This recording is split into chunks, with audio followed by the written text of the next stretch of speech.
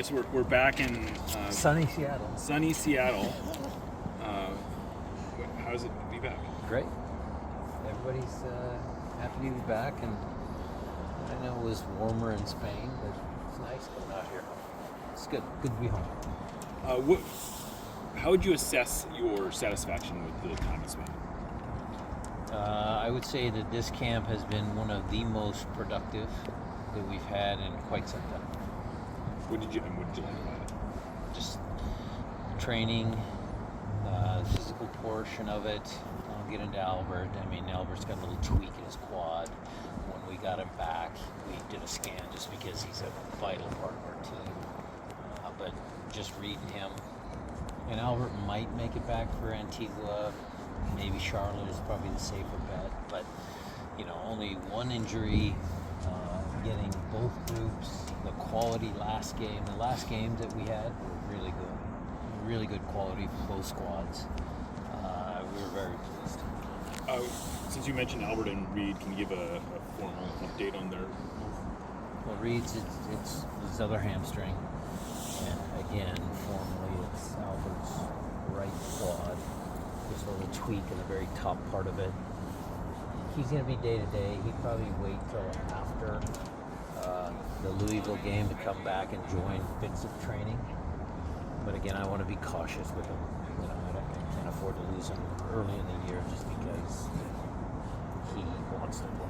It seems like with the way you guys have been playing this year, one of Jordan, Jesus, Pedro, or Albert was probably there wasn't an obvious way for all four of them to be on the field together right away. Does it make it a little easier to bring them along slowly when you I assume you feel good about the way you've been playing? I feel good about the depth of the squad. The depth of this team is one of its strengths. We have true competition at multiple spots. So for me as a coach, for us as a coaching staff, it's great. Brian, going back to your last preseason games, you were mildly irritated by the defense because the goals you gave up. Oh, look, I was mildly irritated because I don't like losing. I don't like the way we give up goals sometimes when it's an individual mistake. Sometimes you got to let that go. I mean, maybe at the time I was irritated, but things are going to happen. It's preseason. I mean, the goals we gave up weren't because of any sort of tactical team breakdown shape. It was a couple of individual mistakes. And I'll use the last goal against Hammersby as an example. We were in control of the game. They got a first goal, 2-1, made it a little tighter. But our whole preseason was about pressing and how do we press and when do we press with three and all of those little nuances. And Georgie wanted to do what the coach told him to do. And then Alec came a little bit late. The Reed was a little late. And so, we got stretched a little bit. They came down, scored. But I'm not going to kill Georgie for doing what I told him to do. So in my mind, it's just a learning tool. You show him the tape, and if it would have been a real game, we would have dropped off and killed the game. Transition's important on this team. Can you just talk about how important the build-up you need for them to understand they probably are, the build-up then that leads to multiple players in the box? What's your assessment? Again, that was one of the items that we were going to work on because last year we didn't score enough goals. Again, I think we scored a lot of goals in preseason. I think that work speaks for itself. And then on Wednesday, what do you need to see? Final tune-up. Again, 90 minutes. Like the fact that Adam has done a great job that we have 2 90-minute scrimmages before our first competitive match. So I think the fitness staff has done a great job of the planning of preseason. And, just again, no injuries, good 90-minute run out for the guys. And, we'll run both squads out again 90 minutes. Obviously, with how aggressive you guys have been, both committing numbers offensively and defensively, there is a little bit of that gamble at times where maybe you guys might be a little too high. That's what I wanted to ask you. Is it a design risk, or is it just... We still defend and attack in 3-2. We still play with 2 pivots. Do we rotate a pivot up higher? Yes. But getting the 2 wingbacks involved, it's just a little bit different shape on paper. But if you looked at our team from last year to what you're going to see this year, it doesn't look that much different. So that your line is not higher than it was last season? Well, we've always pressed high. We press high on goal kicks. We press high to run a play. Mid-block, we wait for the triggers to press. We've always been a pressing team. When you talk about productive training camp, can you go a little further into why? Is it players learning each other? Is it more maybe older players that you get more done? I think just because I think the understanding of a new formation already we grabbed their attention. So that was part of it. So they're in tune. They're like, oh yeah, okay, we got to learn. And the film sessions were good. There's talk. There's communication there. And then look, just the influence of, Jesus coming, Paul, 2 good pros. Pedro has been very, very good. He wants to prove that he can, help the team win.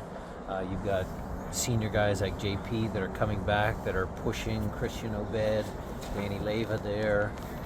Josh has a new position, so he's into it. So a lot of guys are just into it. Mm-hmm. And then you mentioned Jesus fits in with anybody. Can you kind of describe why? He and Obed were roommates in Spain. They're thick as thieves.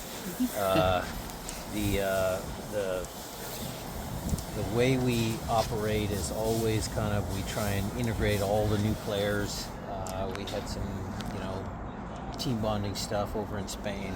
He fits in great. You can go all the way back to 2016 when we took over, but even especially since 2018, this has been a very stable roster. There's a lot of turnover, or a lot of players who have been around for a while.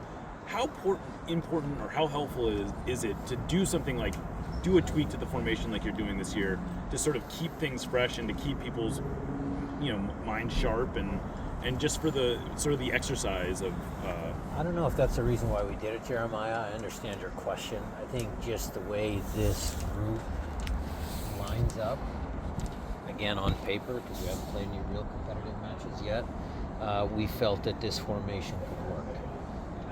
Last year, Georgie and Pedro at the end and Paul were true wingers in a 4-2-3-1.